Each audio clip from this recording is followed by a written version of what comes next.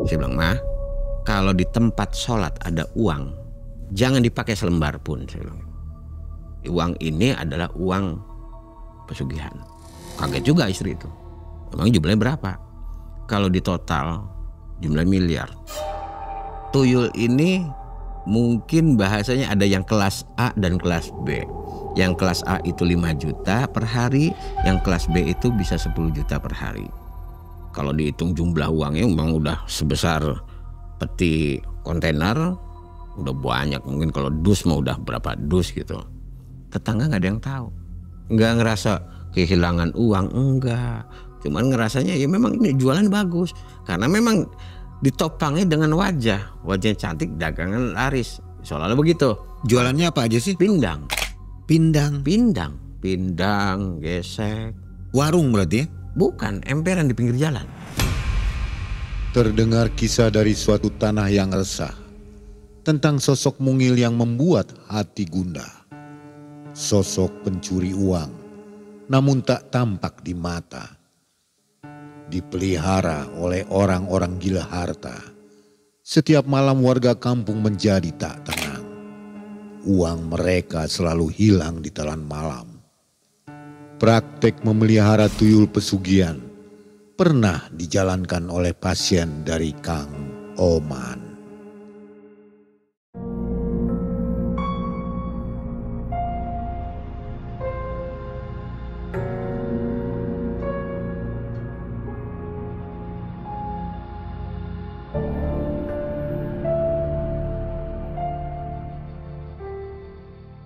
Assalamualaikum warahmatullahi wabarakatuh. Waalaikumsalam.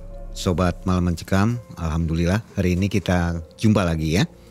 Ada Kang Oman yang pernah tampil di Malam Mencekam dan videonya yang di atas nih yang belum nonton. Yang sekarang yang kedua. Jadi pada kisah kali ini Kang Oman menolong ya atau apa? Mengobati atau menolong? Menolong ya. Ya. Ini pun tidak sengaja. Ya, betul. Jadi Kang Oman ini sepertinya punya sesuatu dalam dirinya tapi tidak mau mengakui gitu ya. Tiba-tiba ada yang manggil untuk memutus pesugihan. Pesugihan apa itu? Tuyul. Ibu-ibu katanya. Mbak. Ya. Sudah punya anak? Belum. Belum punya suami? Udah punya suami, akhirnya sampai cerai. Tuh. Katanya kekayaannya juga luar biasa ya? Betul, karena memang per hari itu jumlahnya 5 juta. Dapat satu harinya? Per harinya 5 juta. Hasil dari tuyul? Betul. Beroperasinya di mana tuh? Beroperasinya di wilayah sekitarnya. Sampai agak jauh sedikit. Jadi warga-warga bakal tahu tuh ya? Tidak ada yang tahu. Nggak ada yang tahu? Belum ada yang tahu. Nah, Kang Oman sekarang sibuk apa ini? Kalau saya rutinitasnya kuliner, biasa warungan atau masak di rumah. Dan yang tahu Kang Oman aslinya ya silakanlah komentar di bawah ya. Yang tahu aslinya pernah ketemu Kang Oman. Tapi Kang Oman nggak mau menyebutkan di sini katanya.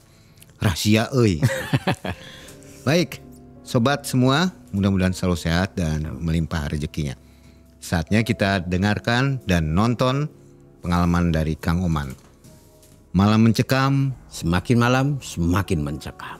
Ini dia Kang Oman.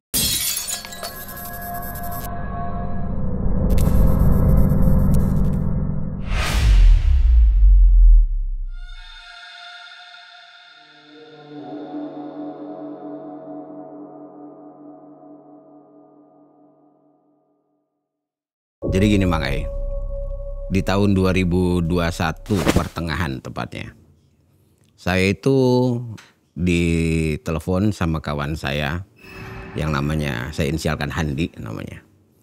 Handi itu nelfon saya belum menceritakan tapi baru menyampaikan bahwa ada orang yang ingin ketemu. Tapi saya tanya dulu mau ketemu dalam hal apa atau apa yang akan dibahas. Ternyata teman saya itu menyampaikan bahwa temannya itu punya sesuatu yang sifatnya dia tidak open langsung, cuma hanya bilang ini rahasia. Tapi saya paksa dia menceritakan bahwa temannya itu punya pesugihan. Dari pesugihan itu dia minta tolong untuk memutuskan atau membatalkan. Karena mungkin sudah kemana-mana atau bagaimana saya juga belum tahu saat itu saya belum tahu. Akhirnya cobalah nanti kita ketemu, saya bilang gitu. 2 hari kemudian saya janji di satu tempat di Mall Kota Cirebon yang ada restonya. Nah 2 hari kemudian ketemulah saya dengan Mas Handi, baru sama Mas Handi aja. Setengah jam kurang lebih temennya datang. Ternyata yang datang itu seorang perempuan. Usianya masih muda dengan wajah yang betul-betul cantik. Mungkin kalau kita laki-laki ya udah dikatakan bahwa perempuan itu memang cantik. Secara tubuh, secara fisik, secara segala-gala, kulit pun nggak hitam, putih, juga nggak coklat gitu. Akhirnya kita duduk di satu resto yang kita pilih-pilih. Begitu duduk di situ, kita baru berjabat tangan salaman. Saya namanya samarkan, namanya Mbak Ana. Nah, begitu salaman, kita duduk di satu resto seafood. Di situ awal salaman jabat tangan saja, Mbak Ana ini sudah badan terasa dingin, Faiz seperti khawatir, was-was, atau orang Cirebon bilang grogi gitu. Udah seperti ketakutan. Sambil duduk, datanglah pelayan ngasih menu makanan. Begitu menu makanan datang, ya kita masih santai ngobrol. Sampai saya bilang, udah tunggu aja nanti sampai kita makan ngobrolnya. Jadi bukan bukan sambil nunggu makanan, tapi kita makan sampai makan kita ngobrol. Karena untuk ngasih space, Mbak Ana ini sudah nggak nyaman saat itu. Akhirnya pelayan datang menyuguhi makanan. Di situ kita makan. Nah sambil makan, Mas Handi ini bilang, saya nggak mulai. Coba bilang hanya manggil nama. Nah, sok bilang sendiri. Akhirnya Mbak Ana bilang, manggil saya waktu itu Kang. Kang, saya ini anak. Saya ini jualan ikan. Tempatnya di pasar. Ya terus, saya ini sudah berbuat dosa. Saya ini kalau dibilang kelewatan dosanya, saking besarnya dosa lah, pasnya begitu. Semua cerita dari kawan saya itu Mas Handi itu belum semua saya dengar. Akhirnya saya tanya, apa yang bikin dosanya besar? Dia bilang, saya ini melakukan pesugihan. Saya di situ, astagfirullahaladzim, astagfirullah. Ya, istighfar. Coba silakan ceritakan, saya bilang itu.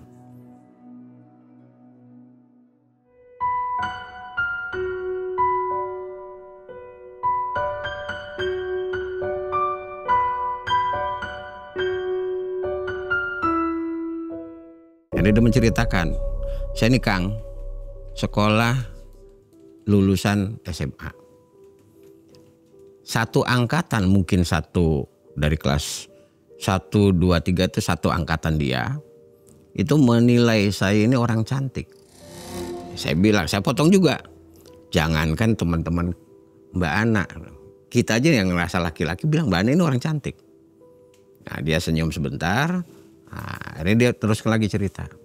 Cuma saya ini secara ekonominya yang tidak bagus. Saya hidup dengan kondisi pas-pasan apa adanya. Dia cerita itu ya.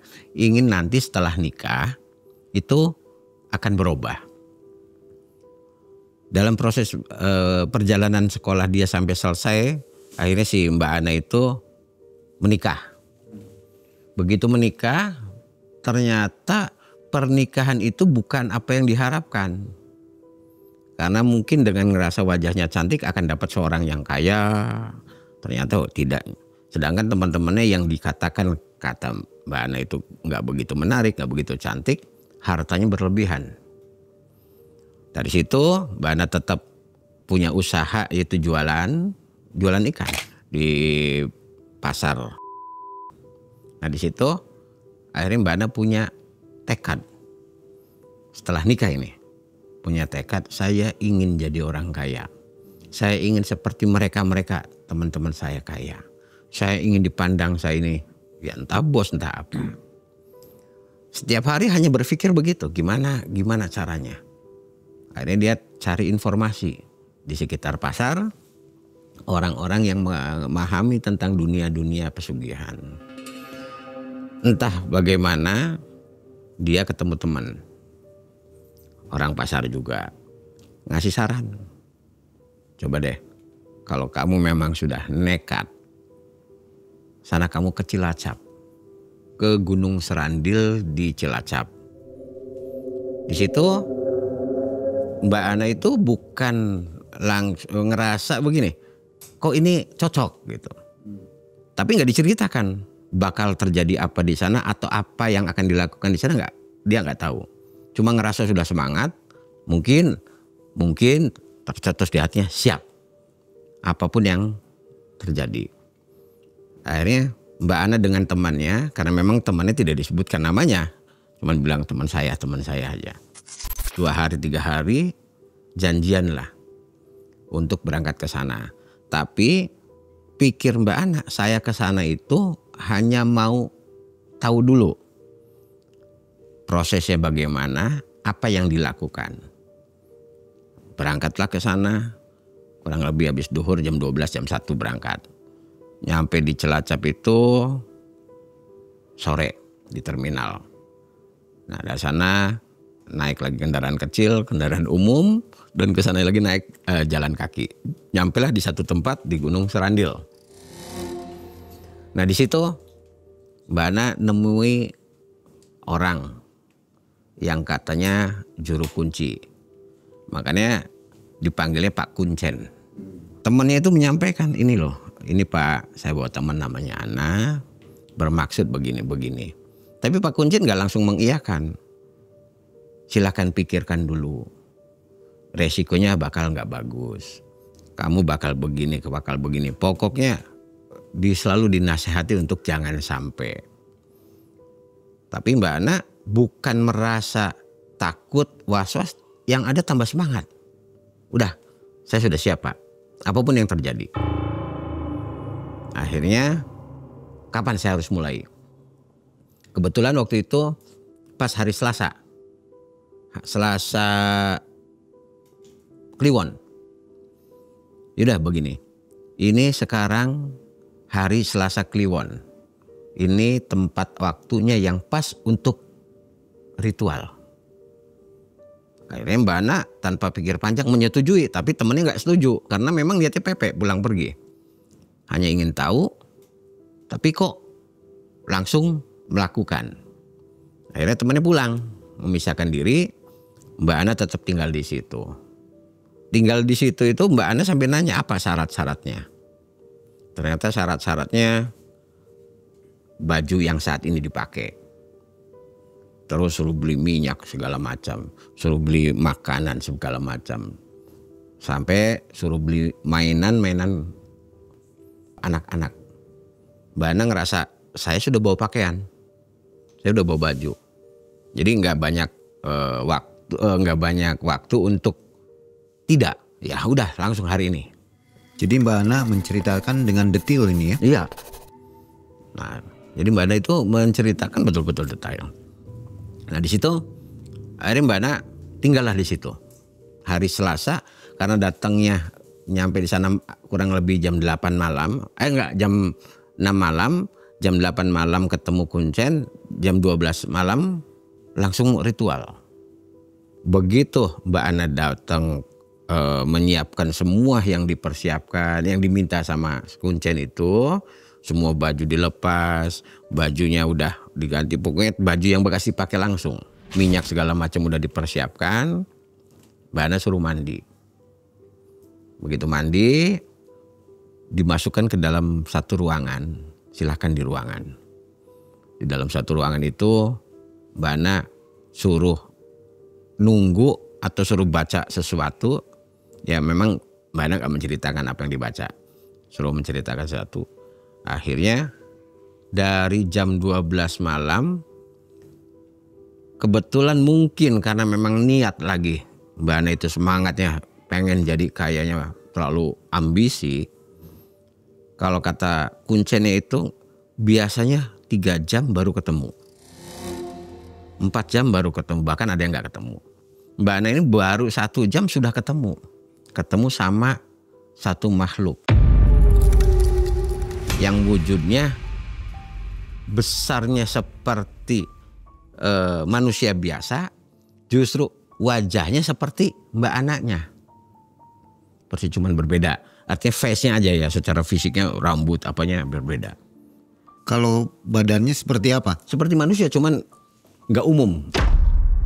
Mohon maaf. Telah.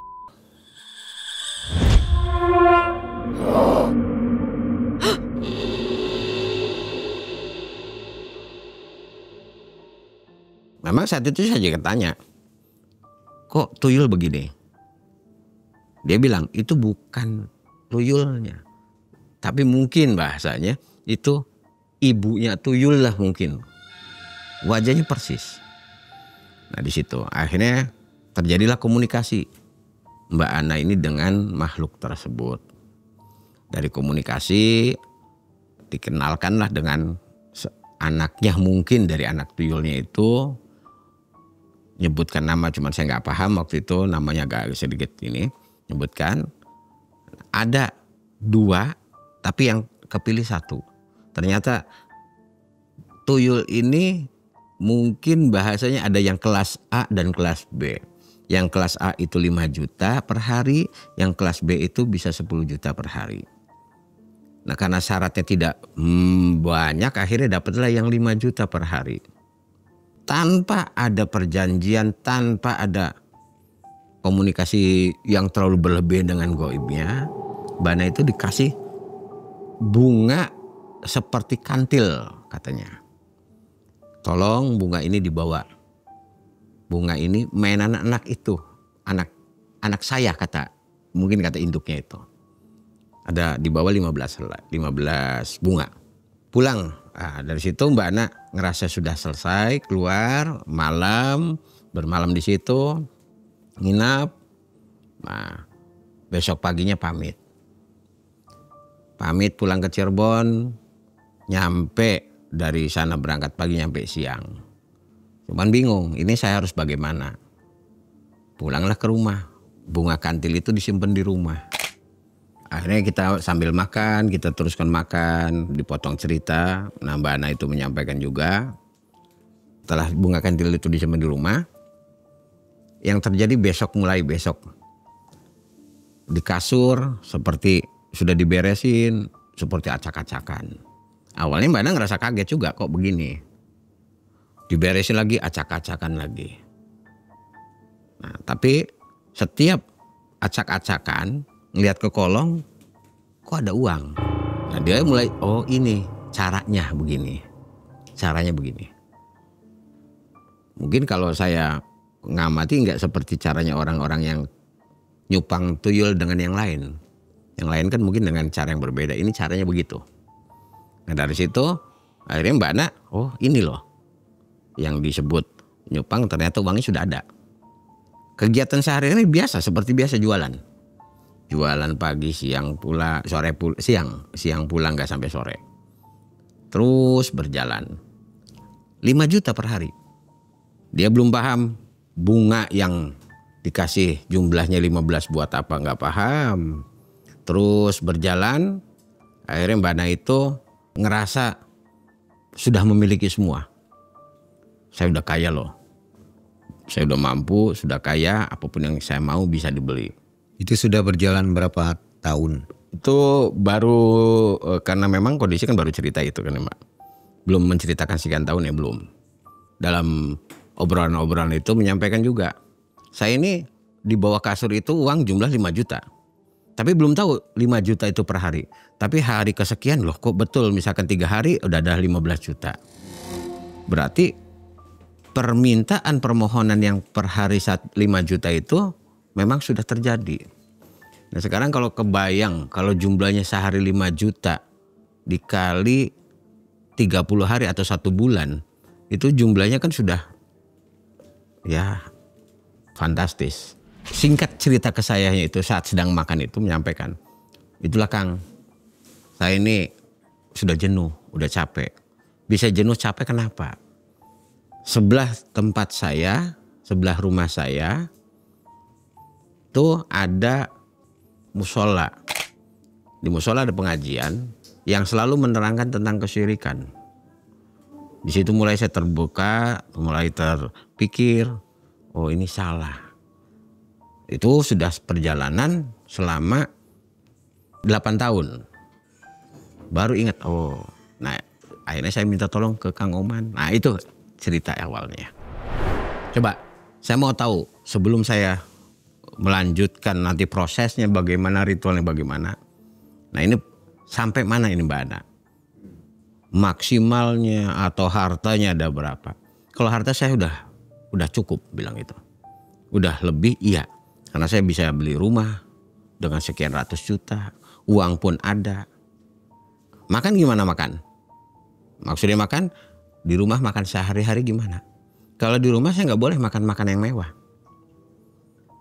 Jadi yang umumnya orang makan kita mau bisa ayam itu nggak bisa. Pakai uang itu nggak bisa. Jadi makannya tempe, kerupuk, kecap. Di luar juga sama? Enggak, di luar beda. Oh bisa? Bisa. Tahu. Saya pun nanya lagi. Ini makhluk itu pernah wujud apa belum? Atau ketemu enggak? Justru ketemu. 40 hari dari hari pertama dia dapat uang itu sempat ketemu dan itu saya pun kaget. Ternyata makhluk itu kalau kita berdiri kan manusia itu tangan di atas lutut. Tapi buat makhluk itu tangan di bawah lutut. Jadi tangan itu lebih panjang dari lutut. Dan jalannya juga agak seperti monyet tapi bukan monyet.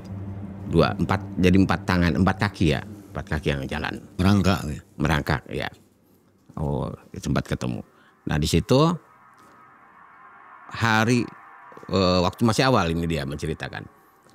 Ibunya itu datang. Ibu dari makhluk itu. Bilang minta kamar. Bahkan Bana bilang ke saya, Kang terus terang aja, suami saya sendiri nggak tahu. Saya begini nggak tahu. Karena kita kamar rumahnya itu memang rumah dulu, rumah tua. Tapi karena memang penghuni cuma saya dengan suami saya, di rumah itu ada 3 kamar. Suami saya itu nggak pernah tahu. Karena itu rumah saya, keluarga saya. Suami kan orang luar. Jadi yang tahu tuh cuman bilang, kok ini sekarang berbeda. Cuman bilang jualan sedang laris. Hanya gitu aja. Nah di situ perjalanan juga dia menceritakan sampai uang segitu banyak suami pun nggak pernah tahu. Dan memang mungkin sudah waktunya kata Mbak Ana. Saya ketemu Kang Oman dan sudah waktunya juga ketahuan sama suami. Akhirnya di tahun keberapa bahasanya suami tahu. Tanpa basa-basi, tanpa alasan dan tanpa bicara. Langsung menceraikan saya. Ditanya kenapa nggak ada bahasa penyampaian dulu kenapa menceraikan saya. Nggak ada. Cuma pas begitu ditanya begitu. Cuman saya takut jadi tumbalnya kamu. Nah itu. Akhirnya cerai. Hiduplah sendiri. Dengan hartanya, dengan uangnya. Hidup sendiri. Sampai dia punya rumah dengan harga sekian ratus juta. Di situ Mbak Ana mulai gelisah dengan kehidupannya. Akhirnya bertemulah dengan Mas Handi. Nah, Mas Handi pun menyampaikan ke saya. Dia ceritakan ini nggak, Kang Oman, proses ke tuyulnya untuk aksi tuyulnya itu syarat-syaratnya misalnya disusuin atau gimana? Ya begini. Ini mungkin metode yang tuyul ini memang rada aneh atau berbeda dengan yang tuyul yang lain. Tuyul yang lain itu kan mungkin digendong dengan tangan ke belakang. Ini tidak, lepas saja. Kalau disusui memang ya disusuin. Nah cara nyusui, nah, saya pun bertanya juga itu kan karena memang itu sebagai bahan saya untuk tindak lanjut ritualnya nanti itu kan. Akhirnya saya bilang coba susunya itu apakah di susu kaleng atau saya pancing dengan begitu? Enggak, dia menyampaikan saya emban. Saya gendong. Sekali nyusu itu mungkin kalau balita, ibu-ibu yang katanya pernah nyusu itu berasa gimana. Ini seperti ditarik sekali. Makanya mungkin dia nyampaikan, saya badannya udah kurus. Emang tadi gimana? Saya agak gemuk.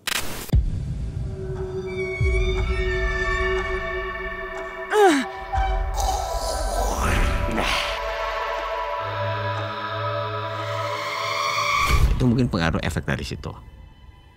Oke, terus kenapa Mbak Ana tidak langsung datang ke kuncennya untuk taubat, untuk selesai? Mbak Ana hanya senyum menyampaikan, gini Kang, saya tuh udah ke sana.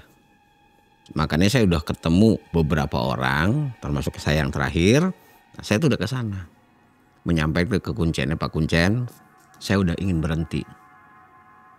Jawaban Pak Kuncen cuma satu, gak bisa. Karena kontrak kamu tinggal 7 tahun lagi. Tinggal 7 tahun. Sedangkan waktu awal tidak ada kalimat kontrak. Tinggal 7 tahun. Itu si bunga yang awal waktu itu kita dikasih sama Kuncen itu.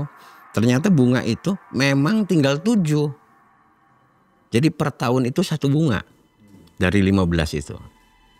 1 tahun habis 1 tahun habis. Sisa 7 itu memang untuk bukti tinggal hidup kamu tinggal 7 tahun.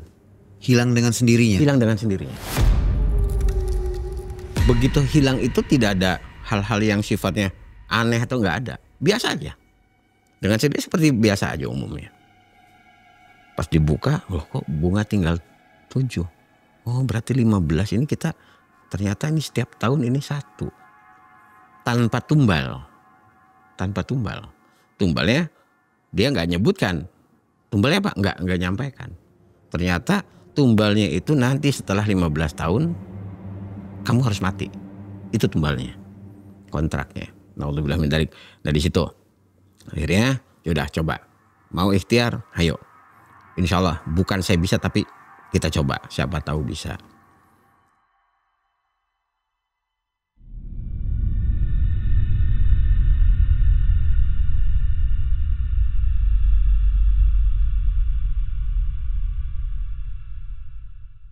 Mainlah saya ke sana, ke rumahnya.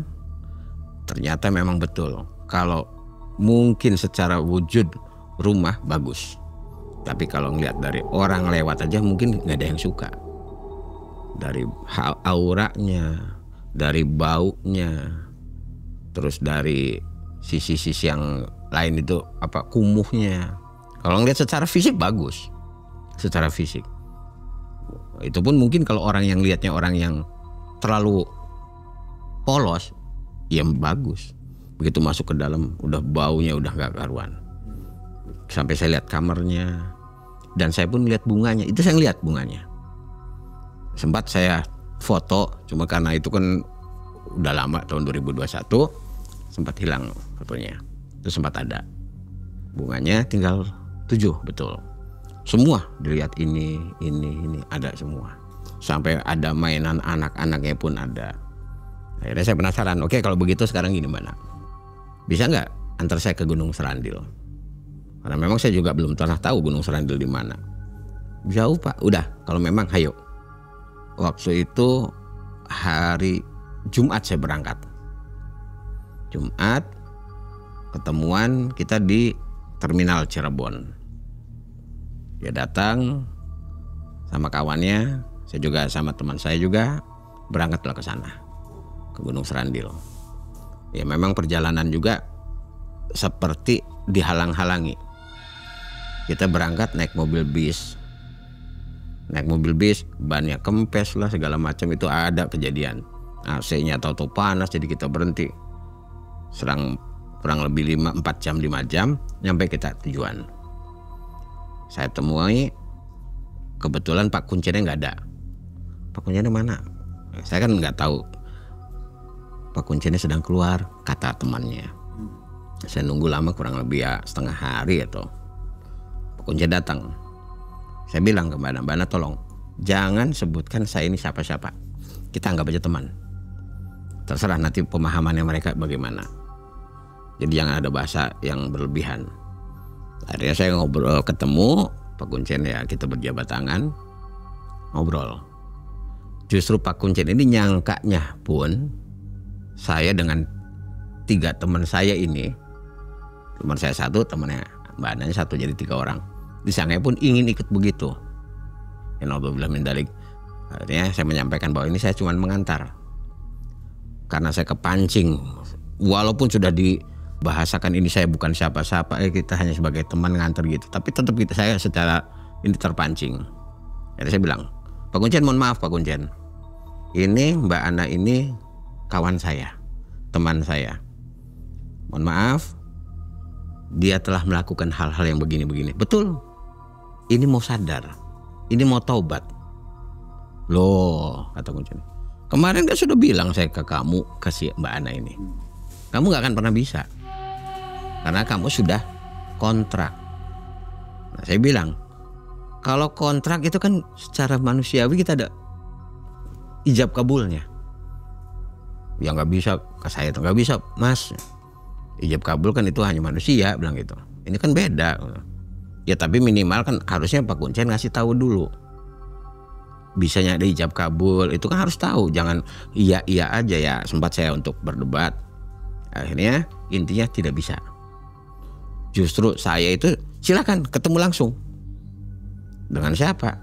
Bahasanya ibu ya, gampang ibunya orang itulah, ibunya tuyul ini. Saya dibawa ke kamar, ke ruangan, bawa ke ruangan, silahkan masuk ke sana. Itu saya sama teman saya, anak sama temennya di luar. Coba teman, namanya Asep, Kang Asep, nah, siap insya Allah. Masuk ke dalam, itu betul wujud betul, mukanya persis seperti Mbak Ana. Saya bilang ke Kang Asep, udah Kang Asep, jangan lari, jangan apa, tetap kita bersama. Siap. Karena saya udah datang ke situ tujuannya bukan nekat, tapi ini saya mau nolong gitu. Justru di situ saya ada komunikasi. Mau apalah, kamu mau mengganggu lah, kamu mau beginilah, kamu mau begitu. Saya bilang tetap saya ingin memisahkan kontraknya, kamu memutuskan kontrak kamu dengan teman saya. Dia tetap nggak bisa. Udah, kalau mau silahkan, tinggal lihat aja. Bahasanya begitu, tinggal lihat aja. Lihat aja bagaimana. Ya pokoknya saya nggak bisa memisahkan. Anak saya sudah dibawa sama dia, dan anak saya sudah menghasilkan buat dia. Tanyakan. Ya karena memang mungkin bahasanya sudah ngerasa mengorbankan anaknya untuk Mbak Ana, tapi kok diambil lagi atau dikembalikan. Dia nggak mau. Saya minta selesai. Tuh lihat di belakang, kata si makhluk itu. Maksudnya di belakang menunjukkan banyak orang-orang yang sudah jadi sukses mati itu ada di belakang. Cuma saya kan nggak melihat ke sana. Coba lihat di belakang, hanya bilang begitu. Itu orang-orang yang sudah berhasil. Ya, tapi ya judulnya mati. Tuh lihat di belakang. Jadi dayang-dayangnya entah jadi ininya lah. Makanya dari situ saya maksakan untuk ketemu. Begitu ketemu dengan segala macam cara tetap nggak bisa. Cuma saya saat itu hanya minta, ya Allah, bagaimana ini caranya? Walaupun kita berdebat, ya Allah, saya minta selesaikan ini, selesaikan. Nggak tahu dengan ya Allah ngasih cara jalan atau gimana. Sekelebat itu seperti ada bunga jambu, bukan pohon jambu, bunga jambu yang bijinya kecil-kecil. Kok ada ini, semacam jatuh. Saya tuh, ya Allah, mudah-mudahan ini petunjuk. Udah saya bilang, udah saya mau pulang, kita udahan. Saya keluar dari ruangan itu, saya bilang ke Mbak Ana, insya Allah mudah-mudahan bisa sembuh, mudah-mudahan bisa selesai kontraknya. Pakai apa? Udah saya belum bisa ngomong. Pak Kuncen sempat, saya dari pagi dari nyampe sampai pulang itu nggak dikasih minum sedikit pun, 1 gelas pun nggak dikasih. Karena mungkin kita udah beda maksud, nggak dihormati sama sekali. Kita udah tetap tenang. Mungkin efek buat Kuncen juga ada mungkin kan begitu. Jadi dia sempat kesel juga. Nah dari situ kita pulang. Begitu pulang sepanjang perjalanan agak turun jalan gitu kan, agak turun. Perasaan ini saya kaki jalan normal. Tapi hitungan keberapa langkah kaki ada yang tendang, jatuh lagi. Teman saya jatuh lagi. Turun lagi, tendang lagi, jatuh lagi. Selalu dengan begitu. Akhirnya sampailah ke mobil, ke angkutan, jalan angkutan, kita ke terminal, terus kembali lagi ke Cirebon. Sampai di Cirebon tengah malam juga, hampir pagi lah, hampir subuh, jam 4-an kurang lebih. Pulang, gimana Kang? Udah, kita pulang. Kita pulang masing-masing, saya istirahat, kita besok komunikasi lagi. Akhirnya besok kita komunikasi lagi, gimana Kang? Kebetulan waktu itu hari Rabu. Saya bilang nanti hari Kamis malam Jumat Mbak Ana, tolong Mbak Ana bawakan semua uang yang pernah didapat. Udah banyak, mungkin kalau dus mau udah berapa dus gitu jumlahnya. Baik, hari apa? Hari Kamis. Karena kita tiap Kamis malam Jumat ada acara Pak. Nah ketemu Kamis, kita komunikasi masih normal. Kamis pagi masih komunikasi. Sampai Kamis jam 2 siang. Kang, saya akan jalan. Gini. Baik. Pokoknya berangkat dari rumah Bada Asar, saya bilang gitu. Biar nanti datang ke Cirebon, maghrib, sholat maghrib di rumah. Baik. Di rumah saya bilang ke istri. Saya bilang, Ma, kalau di tempat sholat ada uang, jangan dipakai selembar pun. Saya bilang. Buat apa? Uang apa? Enggak, udah. Istri tetap bertanya, buat apa emang? Saya ceritakan, uang ini adalah uang pesugihan. Kaget juga istri itu. Emang jumlahnya berapa? Kalau di total jumlah miliar. Tapi karena saya minta syarat saja 100 juta lah. Untuk kias saja. Saya selalu, semua yang di rumah saya sampaikan. Termasuk ada teman-teman saya yang suka bolak-balik ke rumah, yang suka bantu-bantu di rumah. Itu saya sampaikan. Kenapa disimpannya di musola? Kalau simpannya di kamar, yang kasihan yang di rumah. Kalau di musola kan tempat orang sholat, lah saya ngarah amannya saja. Saya di musola. Tapi ya di satu sisi pun istri ngerasa khawatir dan takut karena itu kan bukan uang-uang murni. Nah pas begitu nyampe rumah jam 10 malam. Baru nyampe rumah jam 10 malam. Di perjalanan kenapa dari ke rumah saya itu normal paling 40 menit. Kalaupun naik sepeda motor, itu naik sepeda motor pelan, itu nggak sampai 1 jam juga nggak sampai. Karena dia menceritakan dalam perjalanan ada kejadian begini, ada kejadian begitu, dihadang sama begana. Ya pokoknya sama yang bangsa-bangsa begitu dihadang. Akhirnya datang ke rumah lah. Yang saya juga sempat kaget karena memang kaget saya begini. Kamu datang ke rumah bawa uang yang 100 juta itu. Ternyata uang yang nggak dibawa. Bahasanya lupa. Kok lupa ya? Saya udah disiapkan, kok lupa ya? Jadi saya kan kok maksud saya ini untuk awal. Itu yang tadi disimpan di musola Pak? Itu saya cerita ke orang rumah. Barangkali uang datang, saya simpan di musola uang. Oh, belum ada barangnya. Belum ada barangnya, baru menceritakan. Jadi jangan sampai uang itu datang dulu. Astagfirullah, ini kok gimana? Udah. Minggu depan kita mulai lagi. Tapi hari itu saya mulai, yang terbawa itu hanya kembang. Kembang yang sisa 7 berarti. Karena sudah selesai acara, jadi ya kita berhadapan. Tadinya kan kalau malam itu biasanya kita banyakan. Akhirnya tinggal beberapa orang ya, gampang tinggal 6 orang lah. Akhirnya kita melaksanakan ritual itu si kembang itu seperti air keras diteteskan ke apa sih, kerutuk gitu, berbusa gitu. Nah tapi Mbak Ana itu udah nggak nyaman, goyang, udah nggak nyaman lah intinya. Nah di situ sampai jam nggak lama itu, setengah jam 1 jam lah. Saya minumkan, selesai sempat mutah. mutahnya itu keluarnya air kembang sama kembang-kembang yang persis begitu. Jadi kembang yang 15 itu hilang 8, yang 8 itu rupanya secara nggak sadar atau gimana masuk ke dalam tubuh, pas begitu mutah itu keluarlah kembang itu. Saya suruh istirahat, agak malam saya bilang sekarang mau pulang bagaimana. Akhirnya dia mungkin mau pulang sendiri nggak bisa, hubungi temennya yang di daerah kembang, teleponnya ditelepon, datang naik umum, pulang motornya dibawa. Saya bilang Jumat depan datang lagi. Baik.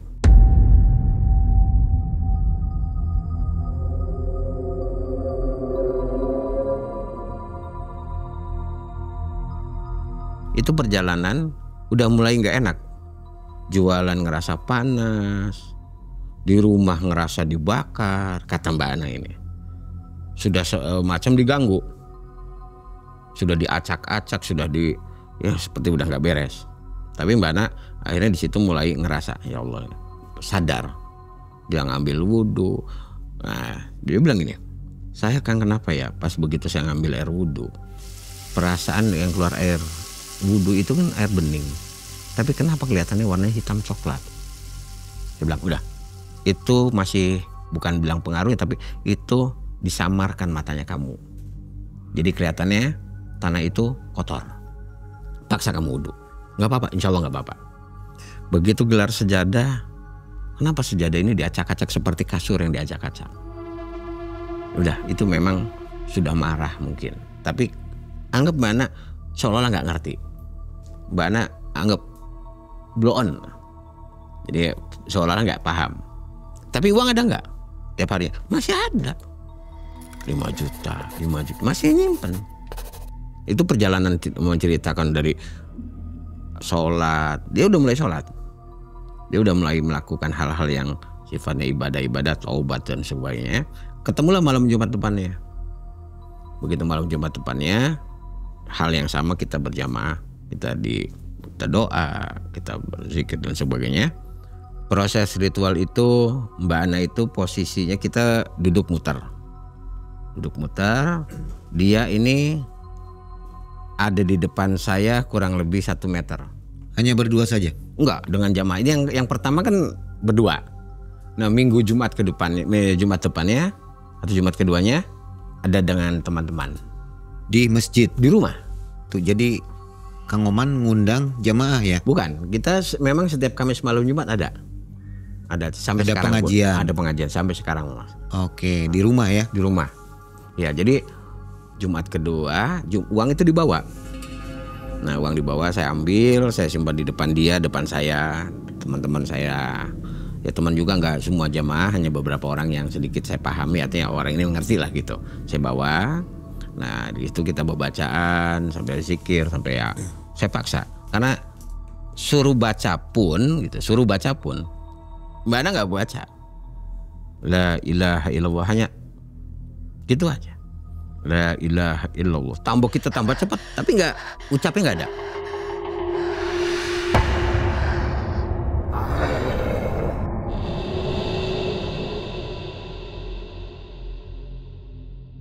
Apalagi suara, mangkap gitu nggak? Kan kita mungkin nggak bersuara, tapi ada itunya. Itu nggak ada. Yang ada tambah semacam menggigil. Terus selesai acara, kondisi seperti biasa, lemes. Diajak ngobrol lagi, masih lemes. Begitu diminumkan air yang kita tadi doa itu, baru mutah.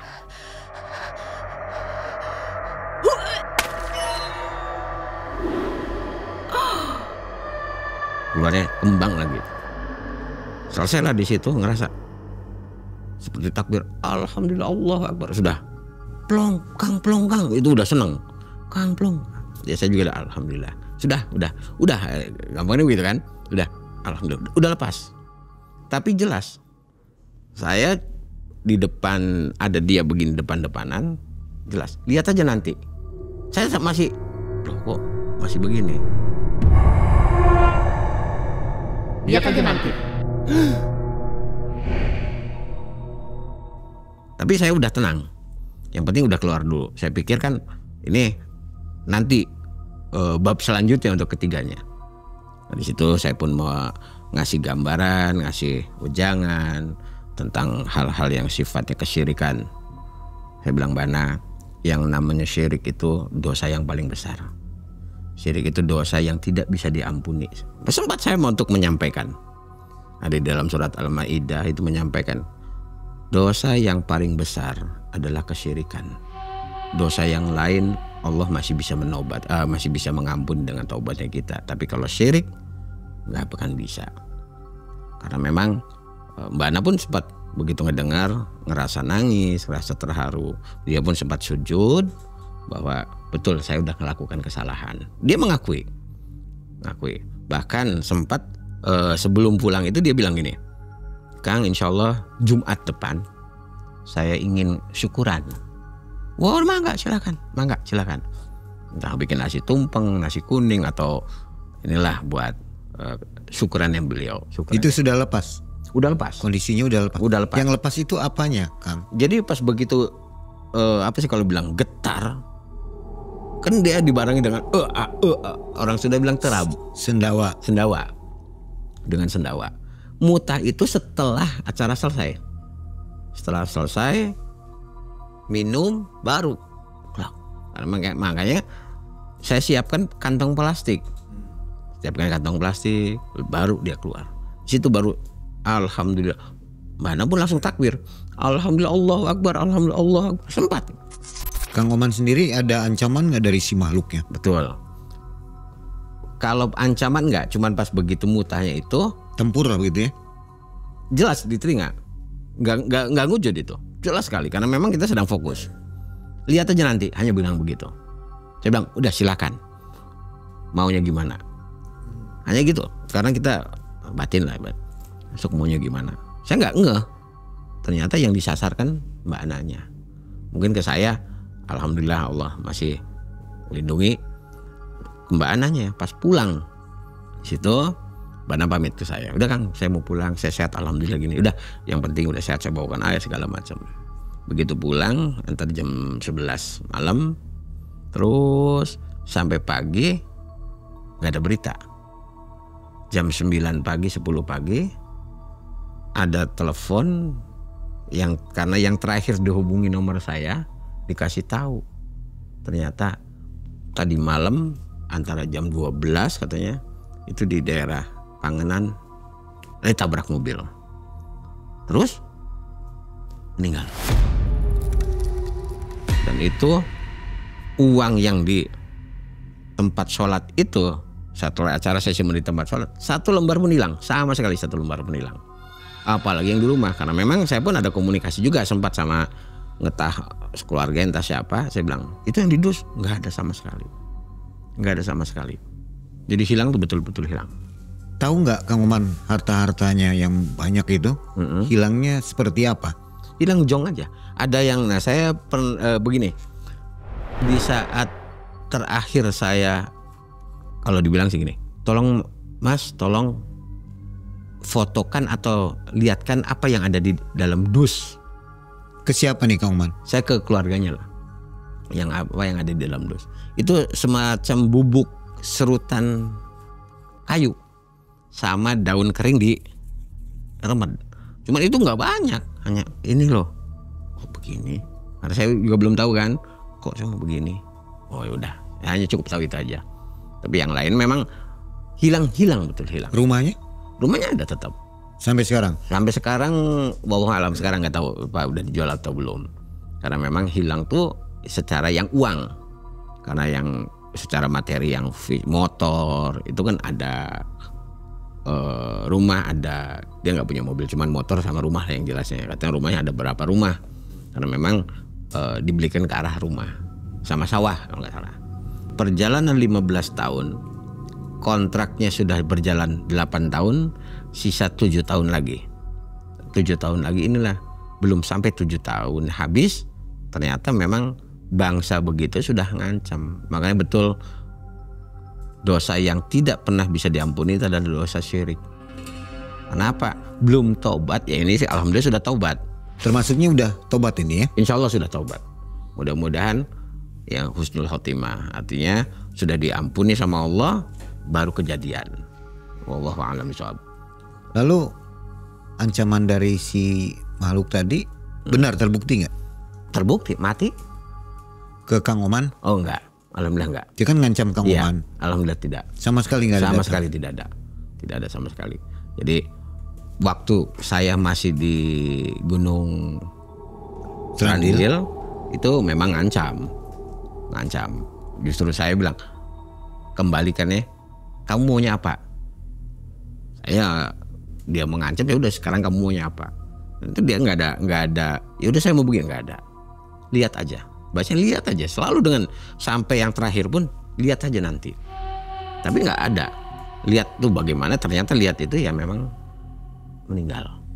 Waktu dia meninggal ada dengar kabar nggak warga-warga seperti apa? Wah ternyata memang ini, atau dia tahu warga? Tidak ada yang tahu. Si Bu Ana ini melakukan. Tidak ada yang tahu. Nggak ada. Nggak ada yang tahu. Alhamdulillah tetangga nggak ada yang tahu. Ngerasa orang ini tuh begini, enggak. Cuman ngerasanya ya memang ini jualan bagus. Karena memang ditopangnya dengan wajahnya cantik, dagangan laris. Soalnya begitu. Jualannya apa aja sih? Pindang, Pindang. gesek. Warung berarti ya? Bukan, emperan di pinggir jalan.